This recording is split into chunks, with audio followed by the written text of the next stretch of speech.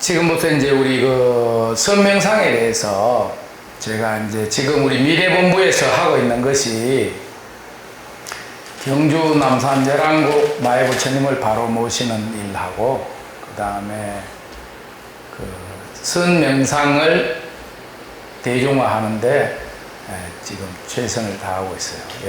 굉장히 열의를 가지고 종단 차원에서 하는데, 그 왜 이제 선명상을 하게 된가, 왜 우리가 주안점을 두고 하는가, 이런 것에 대한 얘기도 좀 하고, 조금 이따가 선명상에 대해서 한번 이렇게 실습도 해보고 그렇게 하는 게 좋겠어요. 근데 이제 선명상이라는 것도 설명하겠지만, 도무지 명상이라는 것이 무엇인가, 이것이 굉장히 다들 잘한다 그래요. 다들 잘하는데 또 막상 정답을 아는 사람은 아무도 없어요. 아마 여기도 거의 마찬가지일 것 같아요. 명상이라 그러면 누구나 대답은 할 수 있지만 정답을 얘기할 수 있는 사람은 정말 없을 것 같아요. 그죠? 명상 해보신 분 있어요? 명상을 꾸준히 하시는 두 분? 관심이 있으신 분? 관심도 없고, 왜 나를 초대했는지를 모르겠네.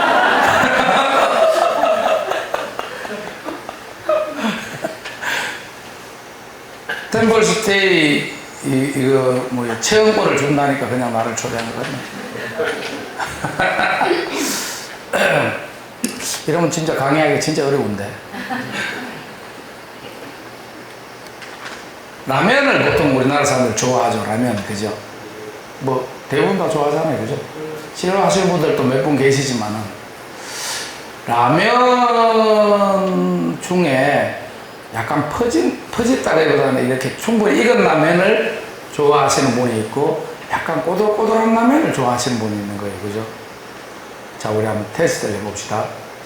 나는 약간 꼬들꼬들한 게 좋더라. 그래, 손 들어보세요. 나는 약간 라면 잘 익어, 좀 푹 익은 게 좋다. 물어보십시오. 달걀을 넣을 때 막 이렇게 풀어 헤친 달걀이 있고, 또 약간 좀 덩거리가 좀 크게 하는 거 있잖아요, 그죠?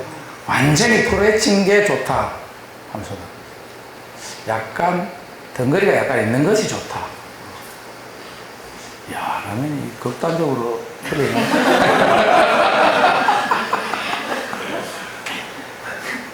지금 라면이 먹고 싶다. 밥을 금방 먹어 또 먹고 싶구나.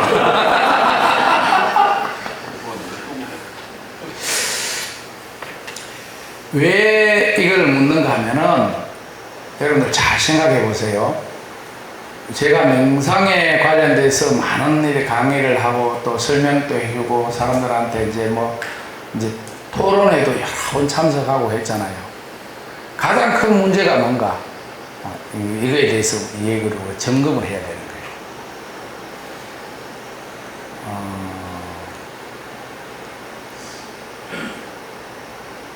우리가 어떤 라면이 제일 맛있어요? 남이 끓여준 거. 또? 배고플 때 먹는 라면. 확실히 학교가 좋은 학교니까 정답이 금방 나와버리네. 라면은 배고플 때 다 먹는 라면이 제일 맛있는 거예요. 아까 여러분들 꼬들꼬들한 라면이 좋다, 퍼진 라면이 좋다, 뭐 달걀을 푸른 라면이 좋다, 건더기 같이 있는 라면이 좋다고 했죠. 그런데 그것보다 더 좋은 라면은 배고플 때 먹는 라면인 거예요. 명상이라는 것이 왜 우리에게 좀 멀리 느껴지는가 하면, 명상의 필요성을 모르는 거예요. 명상 안 해도 잘 사는데 자꾸 명상을 하라 그러니까, 명상하라 그러면 사람들이 많이 와요. 근데 왜 명상하러 왔나 그러면은 이유가 없어요. 그냥 온 거예요, 그냥. 이게 굉장히 큰 문제인 거예요, 그죠? 배고플 때 라면을 먹어야 라면이 맛있지, 아무리 라면이 뭐 이래 끓이고 저래 끓이고 그게 다 필요가 없는 거예요.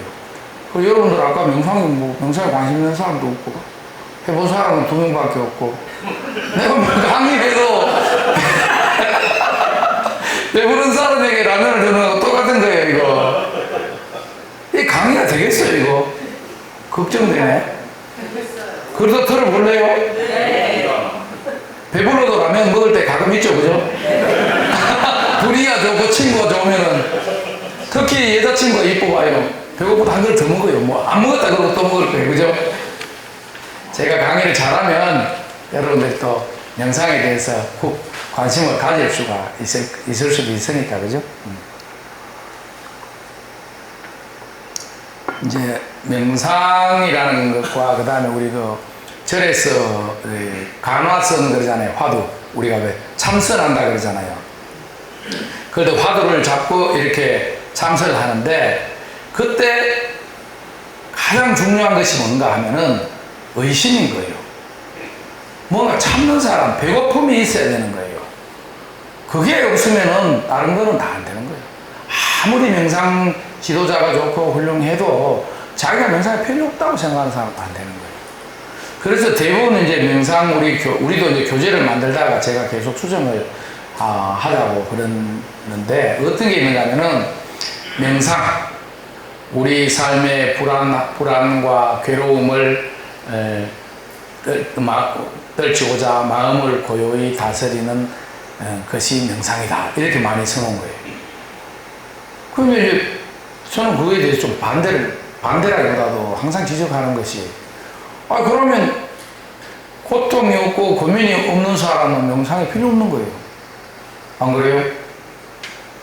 여러분들 중에 지금 아까 명상에 관심이 없었던 사람은 자, 허리를 똑바로 펴는 게 좋아요. 에? 허리를 똑바로 허리를 똑바로 펴야 돼. 좀 이따 자세 나오면은 허리가 안 떠구나. 이게 그런 어떤 그 불안과 그런 식으로 명상이 접근된다면 괴로움도 없는데? 요즘 젊은 애들 특히 그래요. 괴로움이 없대요. 뭐 마음에 괴로움이 있는가? 마음에 괴로움이 있어요? 없잖아요. 그럼 그런 식으로 해놓으면 명상이 필요 없는 거예요, 그 사람한테. 그죠? 명상의 주제가 조금 이렇게 전제가 좀 잘못된 겁니다. 그런데 의외로 명상에 뛰어드는 사람도 많지만, 명상에 대해서 관심이 없는 사람도 많은 거예요. 가치를 아예 상실해버린다고요.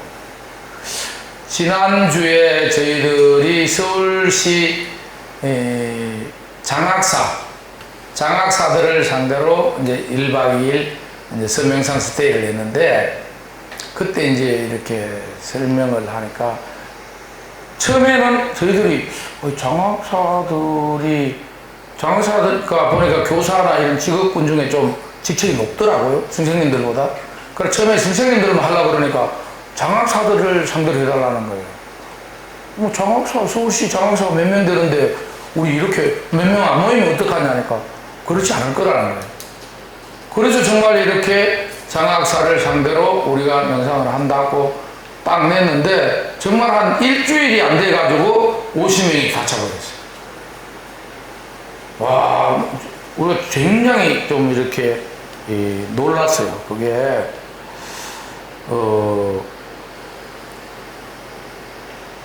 그래가지고 이제 강의를 하면서 왜 필요한가 이럴 때는 이제 그분들이 하시는 말씀이 아까 같이 뭐 고민이 없다. 개인의 삶은 그런데 우리 전체적인 우리나라 이제 학생들 있잖아요. 특히 교사들이나 이런 쪽에 접하다 보면 너무나 상상 이상으로 그런 괴로움과 정신적 괴로움 있잖아요. 힘듦 이런 것이 너무나 많이 노출되어 있다는 거예요. 그래서 이제 그거를 뭐 우리가 그러면은 뭐 그럴 수 있나 이러지만은 그거를 이제 극단적으로 나타내는 좌표가 있는데 그게 뭐냐면은 자살자. 거기 50명 중에 와 있는 사람이 지난달에 자기 관할에 2명이나 자살했다고. 이 얘기를 하는데 정말 요 한 2, 3개월 사이에 거의 학교 있잖아요. 서구 지역, 서울 이제 교육청에 있는 그 지역에서 그렇게 그게 많더라고요. 와, 굉장히 충격적이에요. 그리고 또 자살자를 그 사람들을 어떻게 할까를 생각해서도 왔다 그러지만 또 하시는 말씀이 자기가 모르는 사람이 죽었을 때는 어쨌든 업무로 이렇게 가서 일을 했는데 자기가 굉장히 친한 사람이 죽어버리고 그러니까 자기가 완전히 멘붕이 와버린다. 그게 그대로 전달돼가지고 그러면서 뭔가 이렇게 대책을 강구해야 된다. 그리고 서울시 교육청에서도 청소년들에게 어떻게 명상을 가르칠 수 있을까. 명상을 가르치는 게 목적이 아니라 우리가 처음에 명상의 대전제로 시작했던 마음의 괴로움과 그죠? 번뇌를 이렇게 제거해주는 하기 위한 좋은 방법이다. 이래 놓으니까 그거에 대해서 굉장히 이렇게 뛰어들더라고요.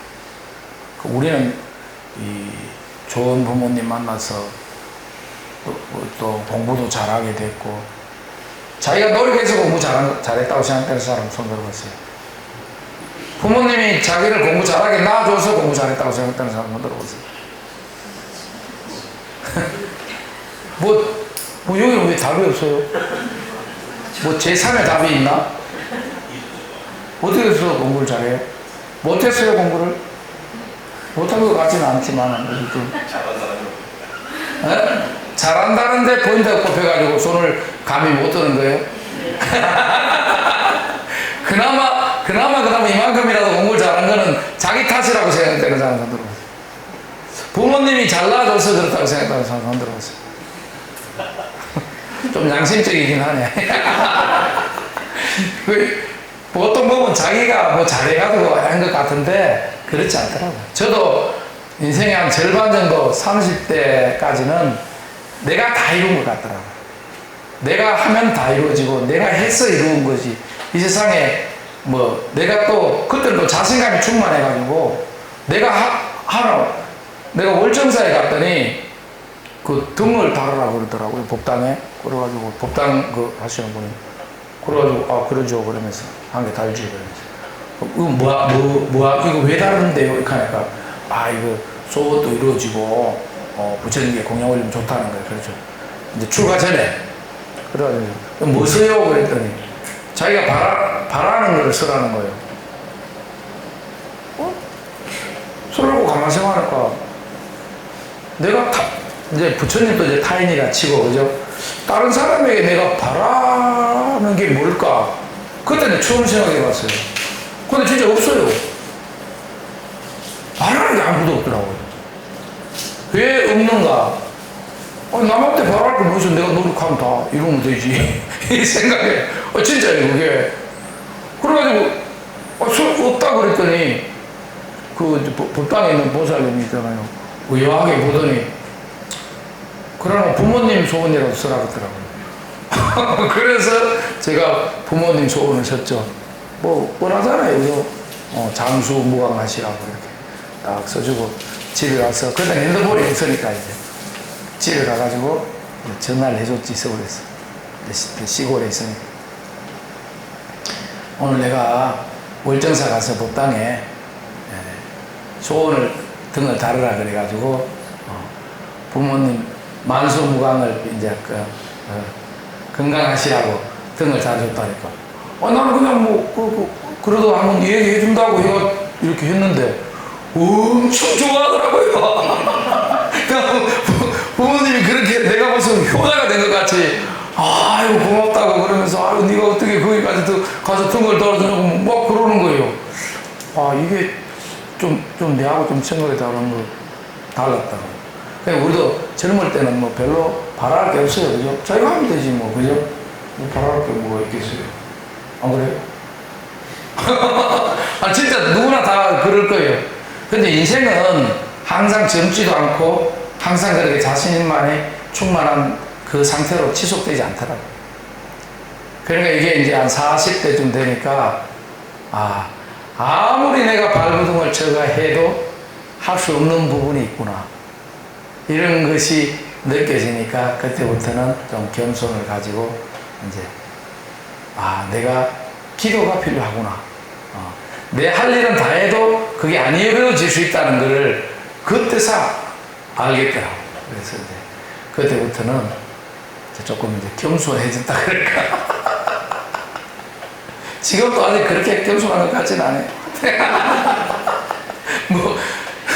뭐 누가 뭐라 그러면은 아니 하면 되지 뭐 하지도 않으면서 뭐 이래 버리니까 손님으로서 상담이 잘 안 되는 거예요.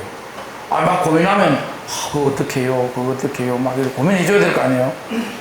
아니 그냥 열심히 해요. 뭐 하면 되지 뭐. 그러면 학생들 공부 안 된다 그러면은 아니 공부를 좀 뭐 시간을 많이 내 투자하고 하면 되지 뭐 이런 식으로 해버리니까 이게 안 되는 거예요. 야, 근데 공감 능력이 굉장히 약한 것 같아. 왜 이런 얘기를 하는가 하면은, 이제, 명상이 필요 없다니까, 여러분들이. 이렇게 하는 거예요.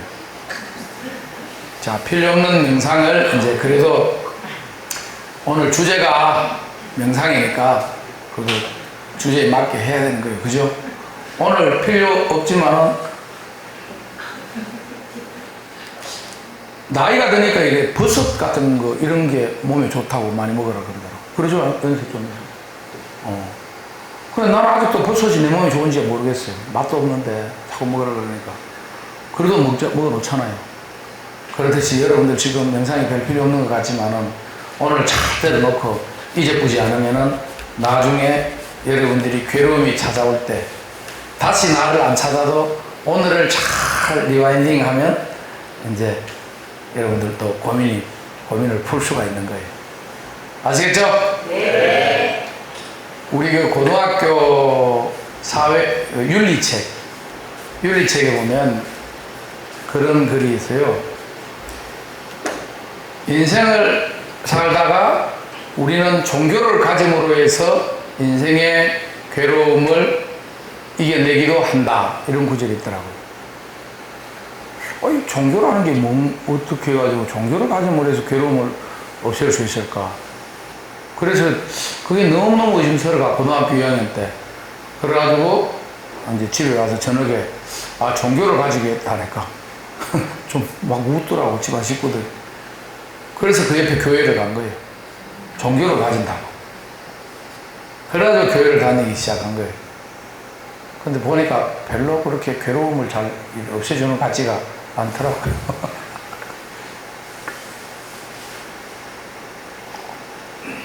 그렇지만은 이게 보험같이 지금 좀 해놓으면 나중에 좋아질 수도 있는 거예요.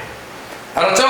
네. 자, 우리 명상을 하기 위해서는 아까 같이 첫 번째 이제 필요성을 인지를 해야 되는 거예요. 근데 갑자기 필요성이 인지가 안 되잖아요. 그죠? 갑자기 그냥 라면을 먹고 싶다. 막 이렇게 욕심 생각을 자꾸 내서 라면을 찾을 수가 없는 거예요. 그죠? 그렇지만은 이 라면은 너무 극단적인 내용이고 우리의 마음이나 이런 것을 잘 헤아려 이해를 하고 있다 보면 거기에 접근을 해야 되는 거예요. 명상은 이제 마음을 이제 고요히 한다. 이건 뭐 거의 대부분 그냥 우리가 관념적으로 알잖아요. 그럼 어떻게 하면 마음을 고요히 할 수 있을까? 이것이 이제 명상의 방법인 거예요. 우리가 마음을 다스릴 때 가장 좋은 방법이 어떤 게 있어요? 어떨 때 마음이 잘 다스려져요? 기도할 때. 우리 준식이 음악 들을 때. 인혁이 심호흡 할 때. 우리 지수는 운동할 때. 그러니까 지금 이제 여러 가지가 나오잖아요. 그래서 이제 불교는 옛날부터 어떻게 하면 마음을 다스릴 수 있을까? 이것에 대해서 굉장히 많은 옛날 사람이라고 있었다 이렇게 생각해 보면 안 돼요. 지금보다 훨씬 뛰어난 인지력을 갖고 있었고, 그리고 그때 생각했던 거 있잖아요. 그때가 언어가 우리가 다를 뿐이지 지금보다 더 심오 있는 거예요. 그 어떤 과학 서적을 보니까 인류의 가장 큰 문제는 인류의 지능이 떨어지고 있다는 거예요. 인류 지능이 가장 높았을 때가 기원전 2500년에서 기원전 한 200년 그 사이, 중국으로 보면 천초전국 시대 때고 서양에서는 그리스 시대 때고 인도로 보면 부처님이 탄생했을 그 무렵 그때가 인간의 지능이 가장 높았다는 거예요. 그 뒤로부터 지금의 가장 큰 문제는 뭐 요새 뭐 핸드폰 많이 보니까 지능 떨어진다. 그 1년 몇 년 사이에 한 세대에 뚝뚝 떨어지지 않으니까 너무 걱정 안 해도 돼요. 그렇지만 2000년을 두고 계속 지속적으로 사람의 지능이 떨어지고 있고 철학이 상실돼 가는 거예요. 실물로 이거는 굉장히 큰 문제인 거예요. 그리고 왜 이런 얘기를 하는가 하면 그때도 인간의 어떤 본질성이나 이런 것에 대해서는 우리보다 더 명확한 이해를 했다고 보는 게 맞는 거예요. 그리고 자기들끼리 많은 토론을 했고 요즘 오히려 그런 게 있죠. 그래서 이제 몸과 마음이라는 것이 약간 이원화되어 있다는 개념은 전 세계적으로 이제 많잖아요. 우리도 많이 느낄 수 있고, 그죠? 몸이 아파도 자기 만약에 몸이 엄청 아픈데, 자기 동생이 로또 뭐 50억짜리 당첨됐다 그러면은 어떻게 했어요? 확 기분 좋아져 버리잖아요. 그죠? 아버지가 막 자기가 몸이 막 다리가 부러져가 막 아프고 있는데 아빠가 뛰어와가지고 야야야 로또 봐라 로또 50억이 당첨됐다. 그러면 잠시나마 웃음이 확 떨어져 버리잖아요. 그죠? 근데 몸은 좋은데 동생이 다쳤다기나 할머님이 아프다고 생각해봐요. 그럼 뭐 자기 이게 오늘 컨디션 좋은 거 이거하고 전혀 관계없이 마음이 엄청 위축되어 버리잖아요. 그죠? 이런 간단한 개념에서 몸과 마음은 서로 이제 상호 의존적으로 존재한다는 게 가장 맞는 거예요. 뭐 몸이 우선이다, 몸은 아무런 가치가 없다 그런 말도 맞지도 않고. 그래서 왜 이런 문제를 잘 이해해야 되는가 하면은 그러면 보이지 않는 마음을 다스리는 도구가 어떤 게 있을까? 뭐로 마음을 다스릴 수 있을까? 이거는 우리가 직접 인지하고 느낄 수 있는 몸으로 마음을 컨트롤하는 수밖에 없는 거예요. 아시겠어요? 그래 아까 음악을 들으면 마음이 평안해진다. 그 다음에 아까 운동하니까 그렇다. 어떤 사람은 맛있는 거 먹으면 마음이 편안해. 아무리 화나다가도 맛있는 거 주면은 헬렐레 잘 웃는 친구들이 있거든요. 그렇잖아요, 그죠? 이거를 또 자세히 좀 더 분석해 보면은 그게 그런 복잡한 것 같지만 결국은 5가지 감각기관인 거예요. 우리가 안, 이, 비, 설, 신, 이 그잖아요. 그죠? 5가지 감각기관에 이래 받아들이는 것으로 인해서 우리는 그거에 종속된 마음을 컨트롤할 수 있는 거예요. 그 명확하잖아요. 그래서 요즘 일반적으로 말하는 명상이라는 것은 다 일체적으로 이 감각기관을 약간 자극을 해서 그 평안함으로 자극보다는 이제 평안함을 유발해서 그 마음의 평안함을 이렇게 이끌어내는 거예요. 그게 일종의 명상입니다. 아시겠죠? 그러니까 우리 준식이는 명상을 하려고 그러면 소리 명상을 할 수가 없어요. 그죠?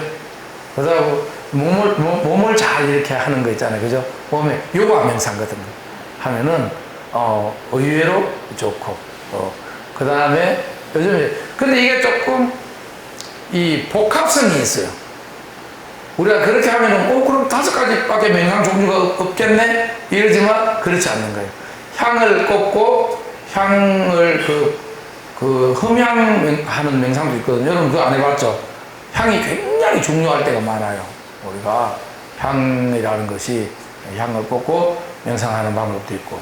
근데 그래 보통 이제 조명도 어둡게 하고 또 조명을 이제 어느 정도 적정하게 밝게도 하고 이렇게 해서 이 감각기관을 이렇게 잘 터치해가지고 그 마음의 평안을 이끌어 나가는 거예요.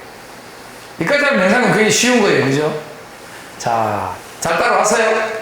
네. 그럼 여러분들 집에 가서 마음을 명상을 하려고 그러면 나는 소리를 좋아하니까 소리 명상 다 할 수 있는 거예요. 그런데 문제는 우리가 안이 비설신 그 다음에 뭐가 있습니까? 의가 있잖아요.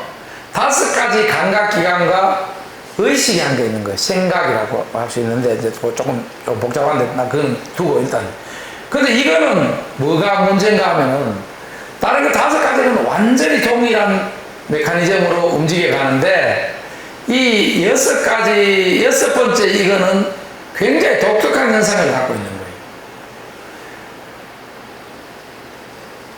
우리가 눈이 칼라를 만들 수 있어요, 없어요?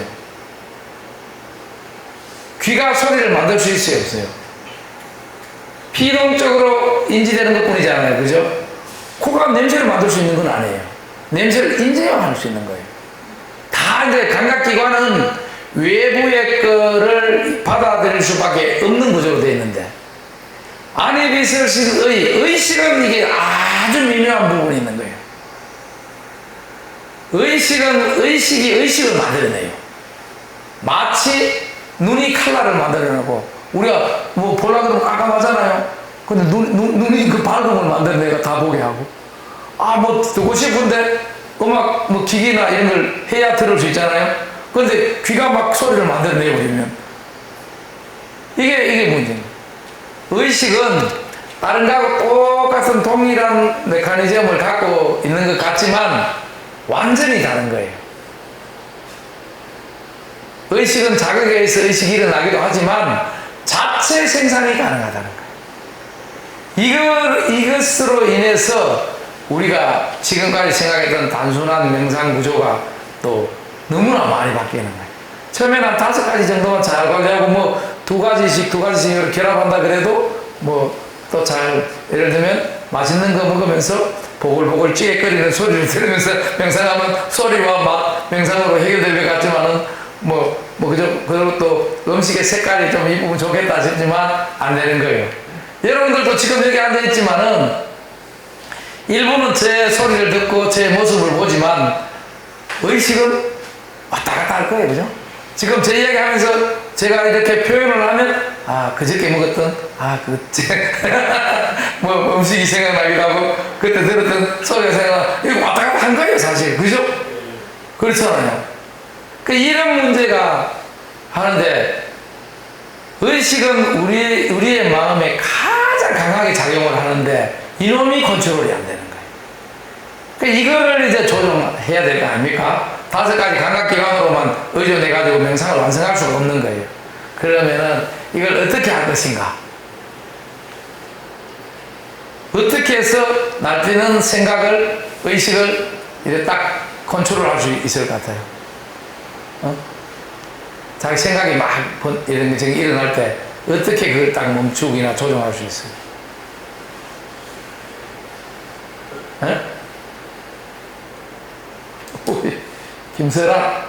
설아이 한번 이야기해봐.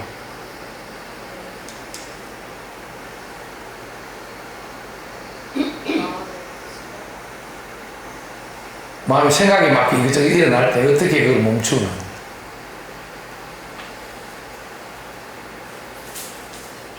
우리 보살님 눈이 반들반들하니까 한번 얘기해보세요.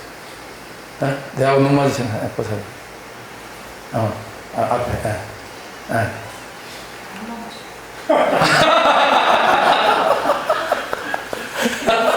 저 뒤에 오신 분이 설국열차 PD 감독이시라는데, PD라시라는데 안 멈추는 거예요.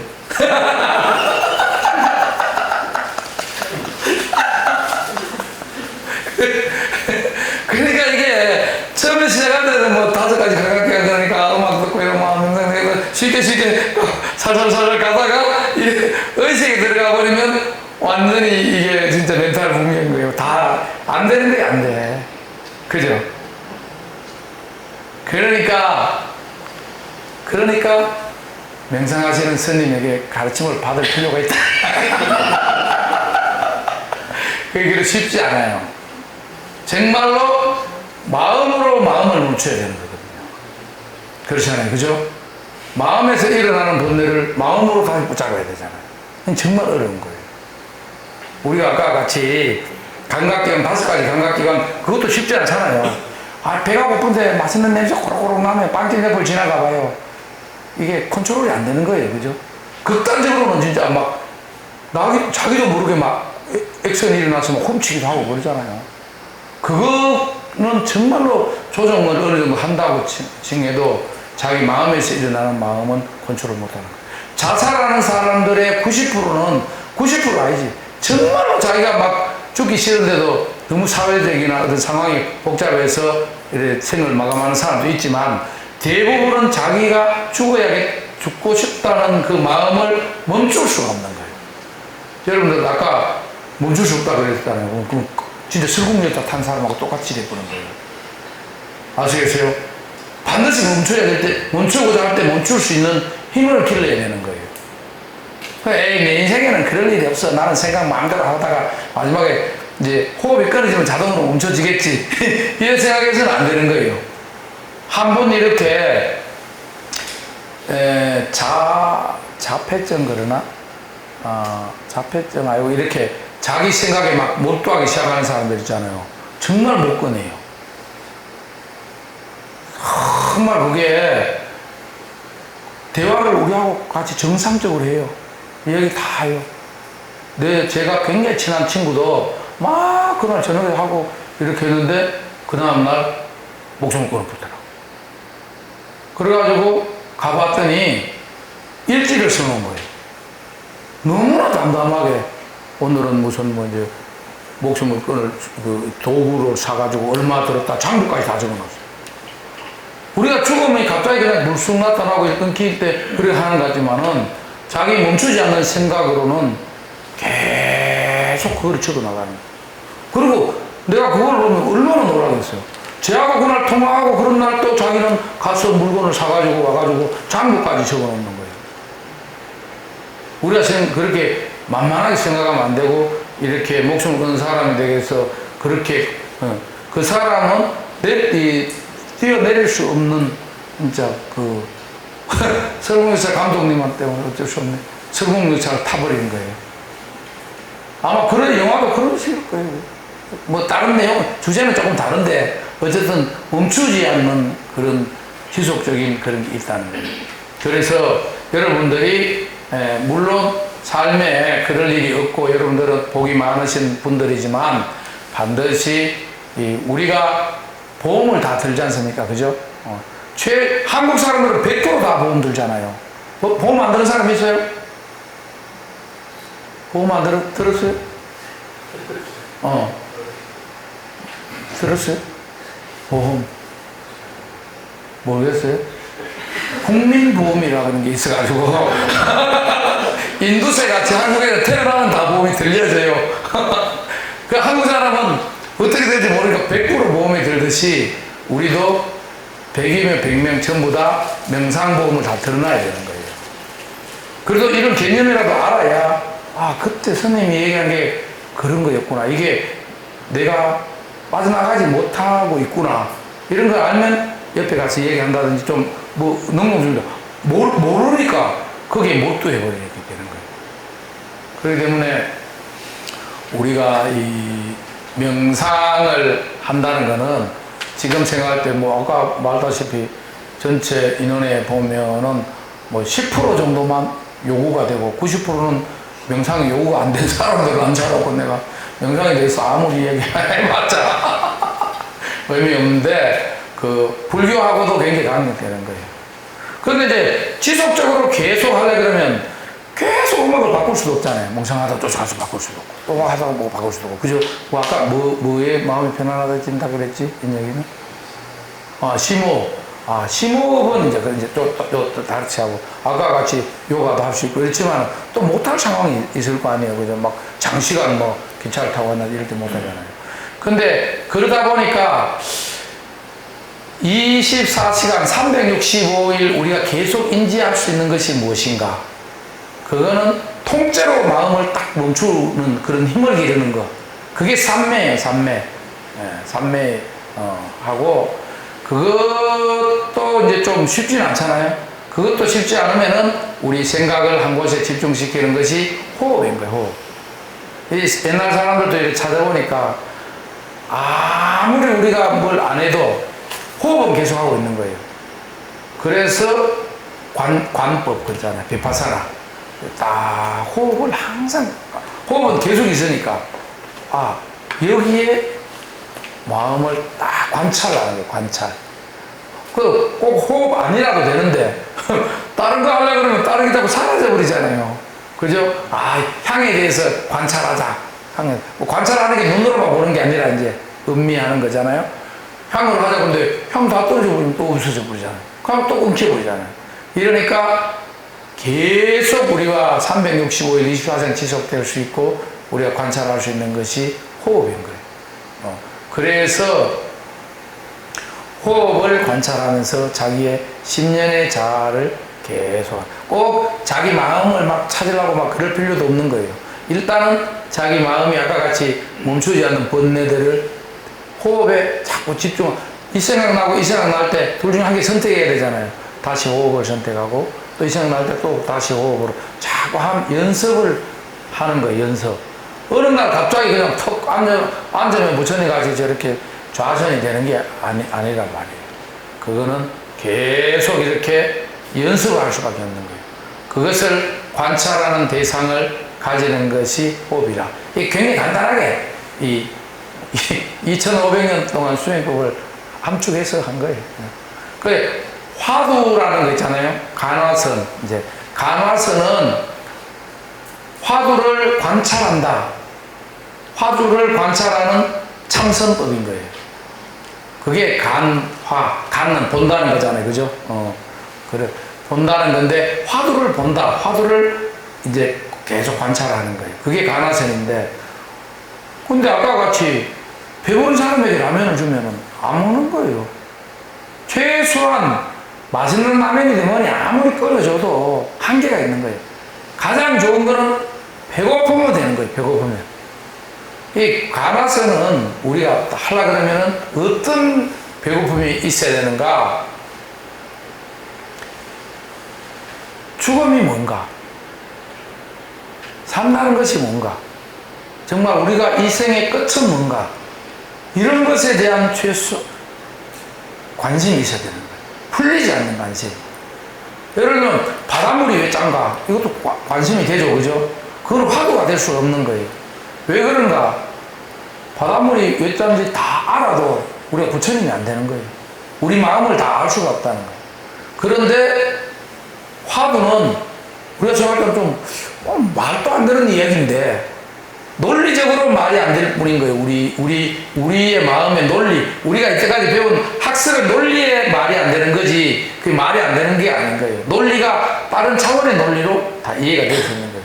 그런 거를 가지고 그거를 계속 그게 풀면은 그것이 그 의심의 종점, 그 의심이 탁 완전히 해결되는 그 순간에 일체의 모든 번뇌가 다 끊긴다는 거예요. 그럴 수 있을까? 좀 의심스럽죠?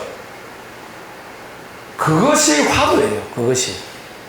거꾸로 생각하면 그것만 풀면 이 세상의 모든 번뇌가 딱 끝나는 그런 문제가 화두라는 거예요. 그렇게 하려고 그러면은 화두에 목마름이 있어야 되는 거예요.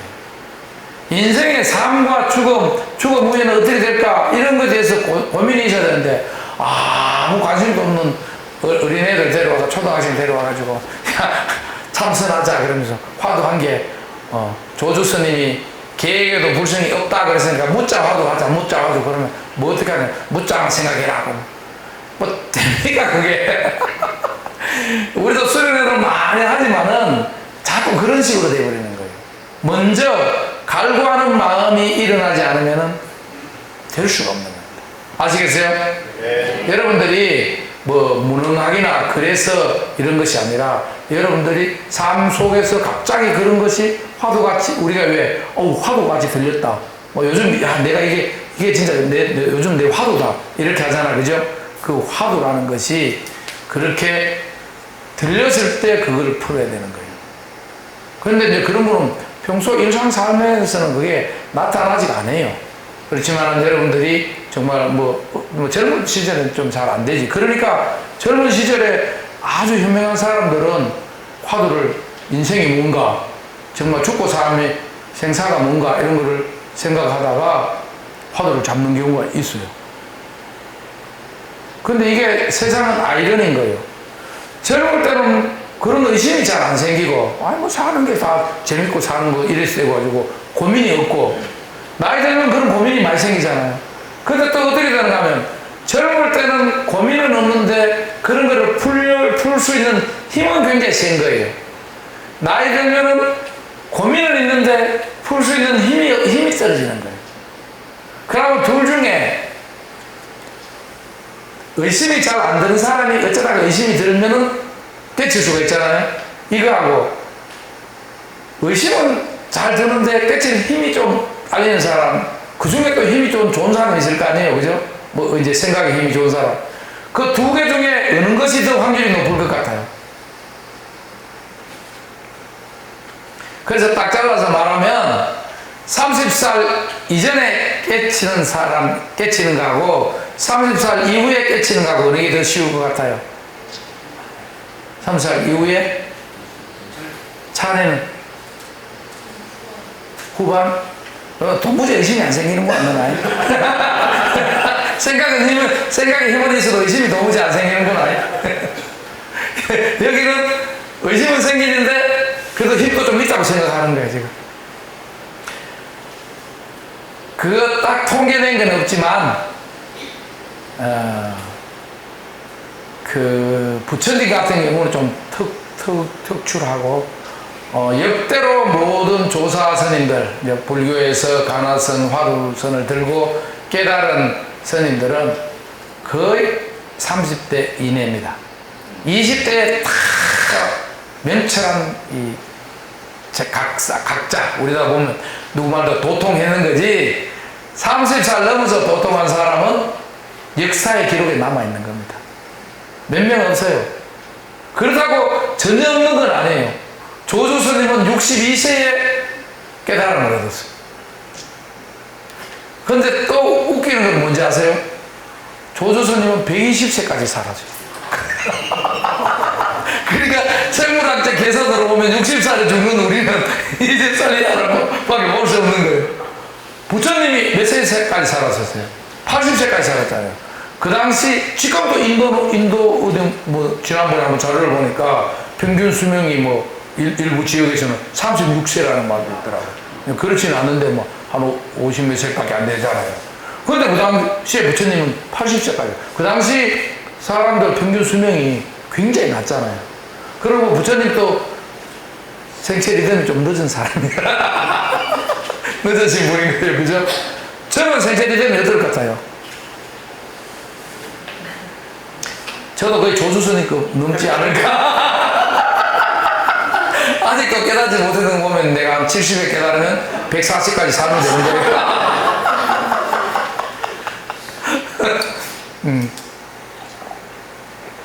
그러니까 인생은 항상 이렇게 서로 이렇게 모순에 수레바퀴가 계속 걸리는 거예요. 누구 말대로 힘이 있으면, 그죠? 지혜가 없고, 지혜가 있으면 힘이 없고, 이런 식으로 되는데, 그, 나이 드신 분들은 항상 젊은 사람들을 존중해야 되는 거예요. 나이 들어가지고 인생의 고민이 어떤 건가, 의구심이 많아도 그 생각의 힘이라는 게 있잖아요. 여러분들은 생각의 힘을 잘 모르실 건데, 생각의 힘에 엄청 이렇게 안 된다고 봐야 돼요. 그것에 겸손을 가져야 되는 거예요. 젊은이들은 되는데 늙으면 안 돼요. 저도 나이가 적은 거 아니에요. 그죠? 64살인데. 저도 잘 안 돼요. 늙어 보인 거예요. 늙어 보인 거예요. 극단적으로 어떤 문제가 있는지 아세요? 우리 보살님들이 어디 밥 먹으러 갑시다 그러잖아요. 그럼 그래 뭐 그러면 이제 스님 어디 갈까요? 묻잖아요. 그럼 보살님들 결정해요. 결정하면 따르겠습니다 이렇게 하잖아요. 그럼 뭐 여기 갈까 저기 갈까 여기 갈까 저기 갈까 계속 그러다가 이제 막 결국은 막 어디 그 근처에 어디 식당에 들어가요. 그런데 딱 식당에 들어가면 항상 하는 말이 있어요. 메뉴를 딱 시키잖아요. 그러면 아이고 스님 거기 가려고 거기 갈걸 거기 가면 스님 오면 꼭 거기 가서 밥 한번 사드리려고 했는데 항상 밥이 나오면 항상 그렇게 해요. 그럼 정말이에요. 근데 우리 대학교 때 그 앞에서 밥 먹으러 나갈 때 점심 먹으러 가자 하면 줄 하잖아요. 그러면 막 싸워요. 이 식당 가자, 저 식당 가자. 옛날에 그 둥지 레스토랑 있었잖아, 그죠? 둥지 레스토랑 가자, 뭐 가자, 여기 가자, 뭐 저기 가자, 막 애들끼리 막 싸워요. 그러다가 결국, 야, 우리 그러면 오늘은 여기 가자. 겨우 합의해가지고 가거든요. 나이 든 사람은 어디 가자, 그러면. 그럴 말이야. 어디 가지? 어디 가지? 막 계속 그 얘기만 하는 거예요. 왜 그럴 것 같아요? 여러분들은 막, 이 얘기를 막 들어놓고는 답을 얘기하고 뭐 그냥 깜깜 무소식이잖아. 이러면 안 되지. 왜 그런가 하면은 CPU 속도가 늦어서 그래. 젊을 때는 밥 먹으러 가자 그러면 식당이 파라라라 이렇게 나야 되는데, 나이 든 사람은 밥 먹으러 가자 그러면 멍해가지고 있다가 이제 밥 나오면 그때 잘 생각나는 거예요. 그 보니까, 거기 갈 걸 이렇게 되는 거예요. 그러니까 누가 먼저 깨닫겠어요? 젊은 사람이 먼저 깨닫는 거예요. 정말 여러분들 젊을 때 해야 되는 거예요. 아주 어릴 때는 빛과 같아가지고 생각이 도무지 종잡을 수 없는 거예요. 이제 10대 때 되면 이게 뭐 제트기 있잖아요.